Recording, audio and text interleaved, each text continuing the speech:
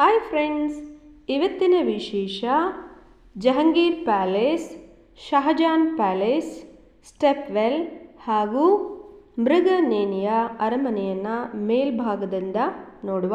ಬನ್ನಿ, ನೀವು ಕೂಡ ನಮ್ಮ ಜೊತೆಗೆ ನೋಡಿ. ಇದೇ ಗುಜ್ರಿ ಮೆಹಲ್. ಇದು ರಾಣಿ ಮೃಗನೇನಿಯ ಅರಮನೆ. ರಾಜ ಸ್ಪೆಷಲ್ ಆಗಿ ರಾಣಿಗೆ ಕಟ್ಟಿಸಿದಂತಹ 9ನೇ ರಾಣಿಗೆ ಕಟ್ಟಿಸಿದಂತಹ ಅರಮನೆ ಇಲ್ಲಿಂದ ನೋಡ್ಬೋದು. ಹಾಗೆ ಗ್ವಾಲಿಯರ್ ವ್ಯೂಸನ್ನು ಕೂಡ ನೋಡ್ಬೋದು. ನಾವೀಗ ಅರಮನೆ ಮೇಲ್ಭಾಗದಲ್ಲಿದ್ದೀವಿ.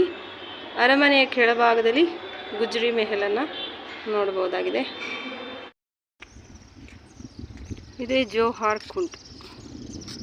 ಅದೇ ಬ್ರಿಟಿಷರ ಬಾರೂದ್ ಖಾನ. ಇದು ಜಹಾಂಗೀರಿ ಪ್ಯಾಲೇಸ್. ಈಗ ಇದರೊಳಗೆ ಎಂಟ್ರಿ ಮಾಡುವ. ಇದು ಜಹಾಂಗೀರಿ ಪ್ಯಾಲೇಸ್. ಅದರ ಆಪೋಸಿಟ್ ಇರುವಂಥದ್ದು Shah Jahan Mahal.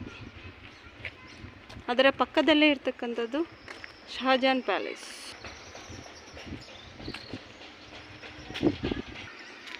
Rain harvesting system.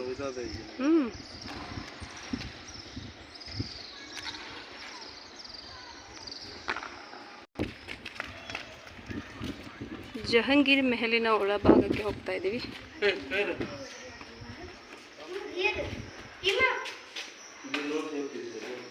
ನೋಡಿ, ಜಹಾಂಗೀರ್ ಮೆಹಲ್.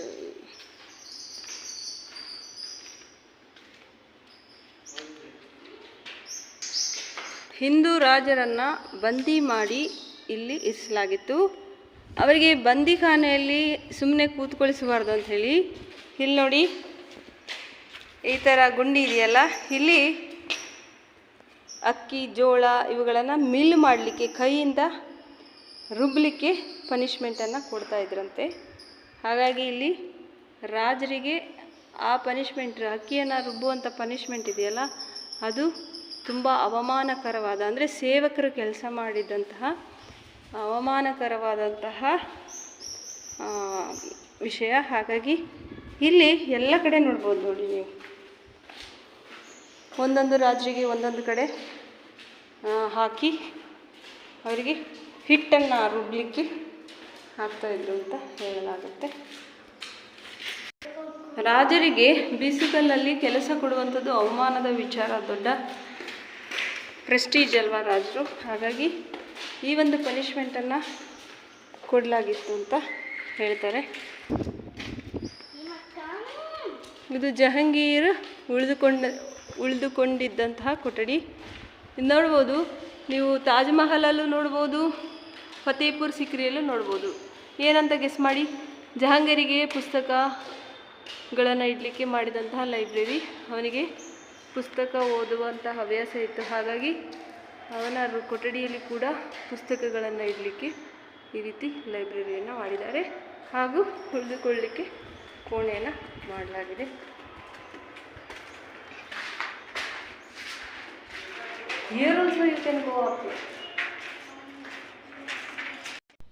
ಈಗ ನಾವು ಜಹಾಂಗೀರ್ ಪ್ಯಾಲೇಸ್ ಒಳಗೆ ಹೋಗ್ತಾ ಇದ್ದೇವೆ. ಜಹಾಂಗೀರ್ ಪ್ಯಾಲೇಸ್ ಆಲ್ಮೋಸ್ಟ್ ಓರ್ಚಾದಲ್ಲಿ ಕೂಡ ಇದೇ ರೀತಿ ಇದೆ.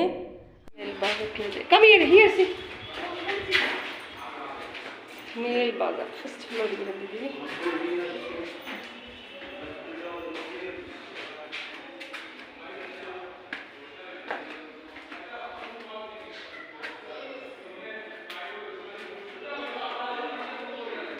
ಇದು ಜಹಾಂಗೀರ್ ಪ್ಯಾಲೇಸ್ನ ಮೇಲ್ಭಾಗ. ಜಹಾಂಗೀರ್ ಮಹಲಿಗೆ ಬಂದಿದ್ದೀವಿ. ಇದು ಕೊನೆಯ ಫ್ಲೋರಲ್ಲಿ ಇದ್ದೀವಿ ಈಗ. ನೋಡಿ, ಗುಜ್ರಿ ಮೆಹಲ್ ವ್ಯೂಸ್.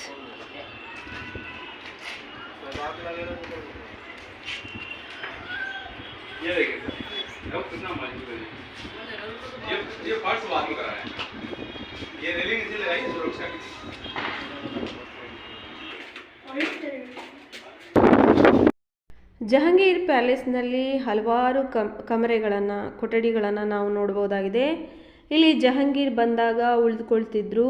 ಹಾಗೆ ಇಲ್ಲಿಂದ ಓರ್ಚಾಗೆ ಹೋಗುವಾಗ ಮಧ್ಯದಲ್ಲಿ ಆಗ್ರಾದಿಂದ ಗ್ವಾಲಿಯರ್ನಿಂದ ಓರ್ಚಾಗೆ ಹೋಗುವಾಗ ಮಧ್ಯದಲ್ಲಿ ಉಳಿದುಕೊಳ್ಳಿಕ್ಕಾಗಿ ಕಟ್ಟಿದಂತಹ ಪ್ಯಾಲೇಸ್ ಇದಾಗಿದೆ. ಈಗ ನೀವು ನೋಡ್ತಾ ಇರುವಂಥದ್ದು ಶಹಜಹಾನ್ ಪ್ಯಾಲೇಸ್. ಶಹಜಹಾನ್ನ ಪ್ಯಾಲೇಸ್ ನೋಡಿ, ಆಲ್ಮೋಸ್ಟು ಆಗ್ರಾದಲ್ಲಿ ಯಾವ ರೀತಿ ಇದೆ ಆ ರೀತಿ ಇದೆ.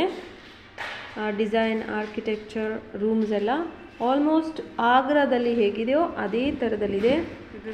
ಮೊಘಲರ ಕಾಲದಲ್ಲಿ ಗ್ವಾಲಿಯರ್ ಕೋಟೆಯು ಶಹಜಹಾನ ಆಳ್ವಿಕೆಗೆ ಒಳಪಟ್ಟಿತ್ತು.